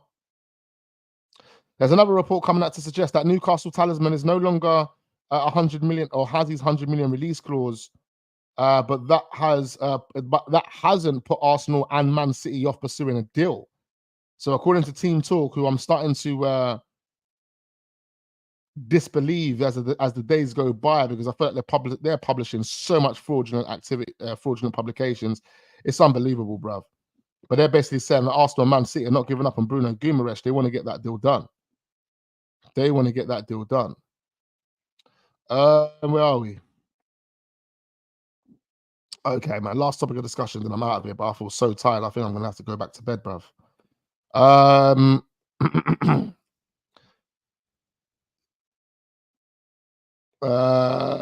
Plenty of pubs in Skegness. Yeah, one of my guys moved to Skegness a couple years back, well, probably about 10 years ago. And he was loving it over there. I don't know why. He was loving it, bro. He was loving Skegness.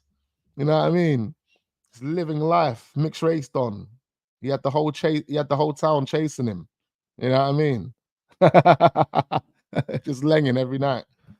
I got my guy Baz in a building, man. Listen, to be quite fair, I don't really know, man. I can't really talk too much about Hugh Wizzy, bruv. I don't know what's happening, bruv. I ain't spoke to him since New Year's. Bruv. So, yeah, I don't know, man. He's obviously on the club now, isn't it? He's with Rory and them man on the club. You know what I mean? So, hope him all the best. But I ain't heard from him, so I don't really know, man.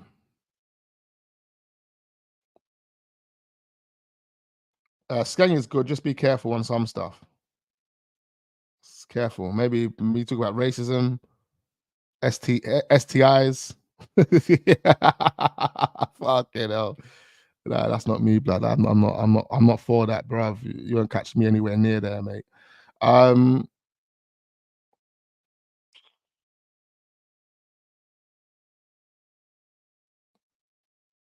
Lincolnshire is the place to be in the summer if you are traveling in the UK. Where's Lincolnshire? Lincolnshire. I've heard of that place, but I don't think I know where it is. Looks like an old town. Looks like Coronation Street. Wow, look at that church, bruv. Oh shit, you lot missed it. Here. What they got Snapchat. What's this? Instagram, sorry, on Google. Don't know about Lincoln, bro. Anyway, let's move on to Mikel Moreno. Last topic of discussion. So, within the last 24 hours, ladies and gentlemen, Mr. Mikel Arteta has been in contact with this fraud on the screen. And yeah, he's convinced him to join Arsenal Football Club. You know, bottom line, that's the bottom line. He's convinced him to join Arsenal Football Club. Arsenal are now expected to put together a bid for the player of around 25 million euros. That's what the deal is. Well, that's what the reports are suggesting this morning, that they're going to put a bid together of about 25 million euros. This one here says 27.5 million euros. So it's going to be there or thereabouts, right? But over the last 5 years, the midfielder's only missed 13 games for his current club. So that's a selling point.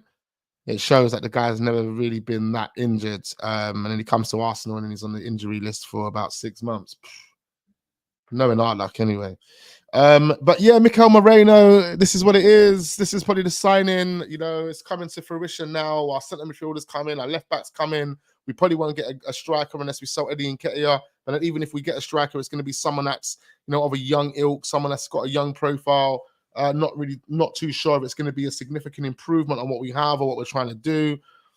So it's going to be questionable, man. And this window is, I mean, yeah, Moreno could help. He could help, but like, it doesn't entice me. It doesn't encourage me. It doesn't really inspire me, to be quite fair. I swear to you, it doesn't, bro. It doesn't. It's just like, oh, him, all right, cool, yeah, cool. You know what I mean? Like, I'm not looking at Mikel Moreno saying, oh, yeah, we've won the league this season. This is a signing where we win the league. Yeah, this is the signing where we win the league this season.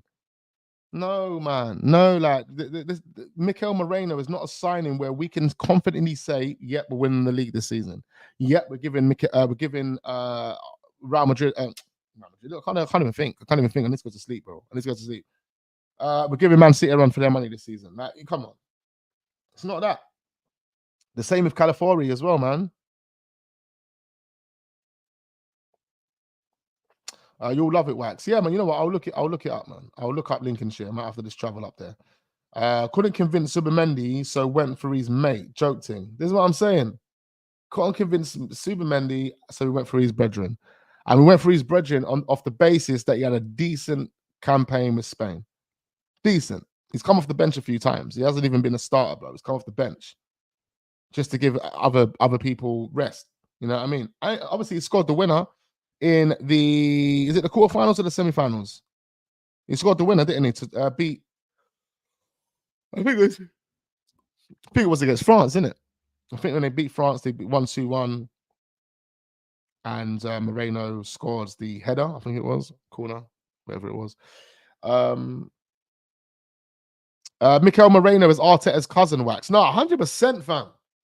Bro, he's bringing in his family members, man. Like even Carlos Cuesta and all those guys that are behind the scenes. That's his cousins, his nephews, like his second cousin, his third cousin. Bro, I know. Like, he's literally bringing in bloodline family, bro. They actually look like a proper family. If this was a movie, all of those guys would get the parts to play the family. Literally. Carlos Cuesta, Mikel Arteta, even the other guy, what's his name? The set piece coach. Like, he looks like slightly could be the odd one out, but he could be a cousin. Like, he could be a cousin. You look at Mikel Moreno, yeah, he fits in. What's the other guy? They got another young player. They got another young Don. They got another young player. Looks a bit like Carlos Cuesta. Not player, coach. Trust me, man. Zubimendi, yeah, Zubimendi would have been his boy, like his brother as well, man. The Spanish. They would invade the Spanish invasion, isn't it? It's a Spanish invasion, bro. They thought this was South America, bro. They're trying to take over. They heard Arsenal, they see A. They're like, yeah, we'll take over this bitch as well, bro. We're taking over Arsenal as well, guys. No, I'm joking. I'm not even being ignorant. It's a bit of a joke. I'm just It's just a joke, ladies and gentlemen. I'm being a clown right now. I've got nothing else better to do right now. So, yeah. Germany in the quarterfinals. It was Germany, innit? Yeah, it was Germany. I think it was a semi-final, quarterfinal, either the one. I know Mikel Moreno won them the game. I bet it was that said, yes, we need to sign him. Let's get him. Get on the phone to him. Edu, pick up the phone to Edu. Pick up the phone to Mikel Moreno. Edu. Pick up the phone to Edu. Fucking hell. Them Cali packs getting to me, and that sleep is definitely getting to me. We need his midfield partner. Yeah, Martin Zubimendi probably would have been a better option, younger as well.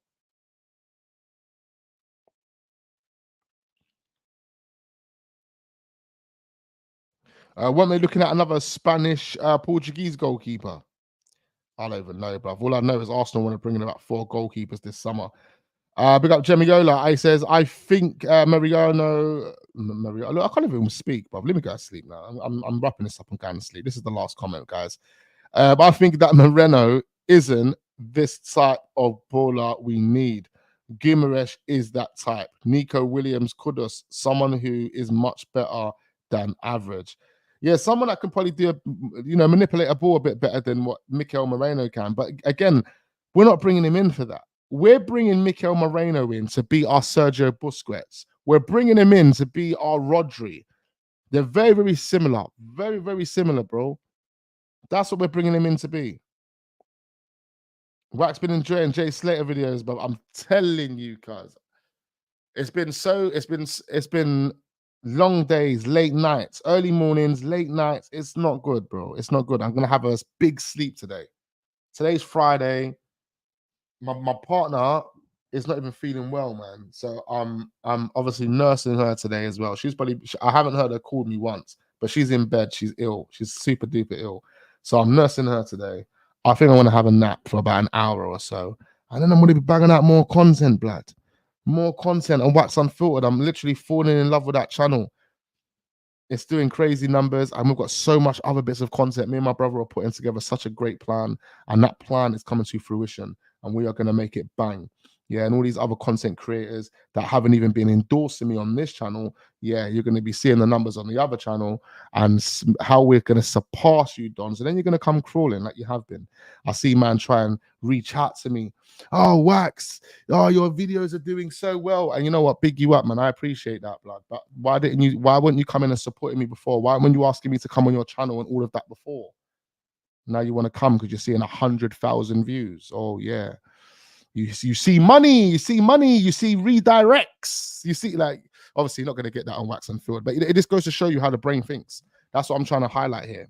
You don't want to come and show me support when your channels are all doing X, Y, and Z, but then you want to start coming in and telling me X, Y, and Z when you see 100K views. Okay. I don't need any credit, bruv. Yeah, me and my brother will do the damn thing. The guys that support Wax Online will do the damn thing, and the people that we grow on the new community will also do the damn thing. And we're going to see 1 million subscribers very, very soon, blood. Anyway, guys, big up Tope, big up Ace 12, big up all the guys in the building, big up Cap and Hex, big up Gemiola, big up my guy Darth Vader, one of the realest ones in the building. Big up Lincolnshire Lion, big up Mr. X, big up Nork, Cap and Hex. We've got Stacy in the building as well. Much appreciate you. Andrew J54, we appreciate you. Guna Mateta, Baz, every single one of you guys that I can see at the bottom. Every single one. Big up J Dub, big up PTM Productions. He says, yo, man, I quit my job to do this YouTube thing, and I am so happy your second channel is doing so well. Big you up, PTM, man. Big you up. Wax Studio soon. Yeah, bro. I tell you, that's another thing that I want to do. Obviously, it's complications here. Like you've seen that I've tried to grow to a degree, like the equipment that we're using, but this is my home, and I don't really want to turn my home into a flipping podcast. So yeah, I've been scouring, looking at different locations in my local area where I can actually have my own podcast space from. So yeah, hopefully we'll have something set up soon. And yeah, man, it's all for you guys. Remember that. Remember what I said earlier on in the stream. If you was paying attention, I said, listen, I'll still do Wax Online today because of the community that we've built. And that's every single one of you guys. So I don't deserve a pat on the back. You, man, deserve a pat on the back. You know them way there. Big up Adam, Ace, Andrew. We've got so many A's, bloods. YouTube's just promoting all the A's to me. They're like, yeah, anyone's name that gives of an A, we're pushing the algorithm in their direction. Big up Yardman Jamaica as well. Big up everyone. Big up everyone. I'm gonna call it a day. We will be back tomorrow, ladies and gentlemen, 11:30 as usual. And yeah, I look forward to seeing you guys then. Hit the like button.